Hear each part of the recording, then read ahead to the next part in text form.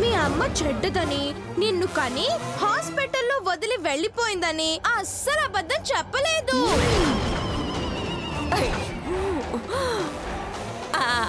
అవునమ్మా, జరిగింది వదిలేసి నువ్వు వెళ్ళి పూజలు చేసుకోమ్మా. అయితే ఈ నగల డబ్బులు శ్వేతకిచ్చేయండి. ఎందుకు? అన్యాయంగా దొంగిలించినందుకు. అమ్మో, నా ప్రాణం పోయినా ఇవ్వను. పోతే నేనే ఇస్తానండి. మీరు ఇవ్వాల్సిన అవసరం లేదు. పెద్దమ్మ గారు, ఈ నగల్లో మీకు వాటా ఉందిగా?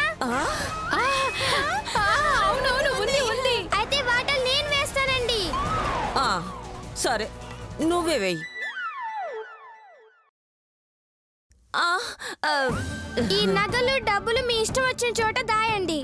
వాటిని ఒక్క నిమిషంలో నానమ్మ గారు కనుక్కోగలిగితే ఆమెకి ఇచ్చేద్దాం. ఇవ్వలేకపోతే మీరే తీసుకోండి. వాటా వేసినట్టుగా లేదు, నా వాటా కూడా వాళ్ళకి అంటగట్టినట్టుగా ఉంది. ఇదిగో లేదు, గీత చెప్పిన ప్లాన్ మాకు నచ్చింది. మీకు ఓకే అయితే ప్రొసీడ్ అవుదాం, లేదంటే మేము అడిగినట్టు వాటాలు వేద్దాం. అయ్యో, అవును, వాటాలు వేస్తారా లేక గీత ప్లాన్ కి ఓకే అంటారా? సరే చావండి. అయ్యో, ఎన్ని డబ్బులు! అక్క నాకు ఎలా ఉంది?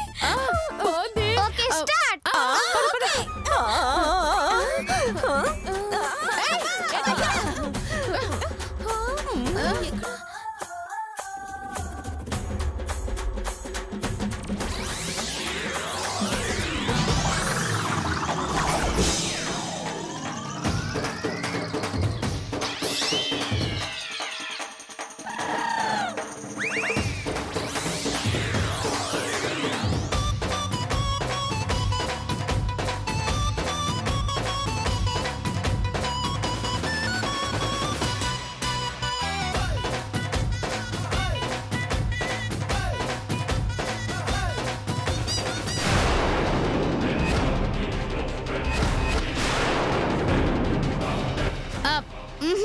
ఇక్కడ పెట్ట తెలిసిపోతుంది.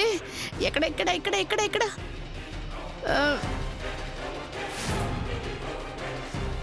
గీతా, శ్వేత ఒకే తల్లి పిల్లలు, సొంత అక్కా చెల్లెళ్ళు, మధుమతికి పుట్టిన కవల పిల్లలు. ఈ నిజం శంకరశాస్త్రి గారి ద్వారా తెలిసి వారికి నిజం చెప్పలేకపోతున్నాను. కారణం, మా అమ్మకి నిజం తెలిస్తే ఇద్దరిలో ఒకరిని చంపేస్తుంది.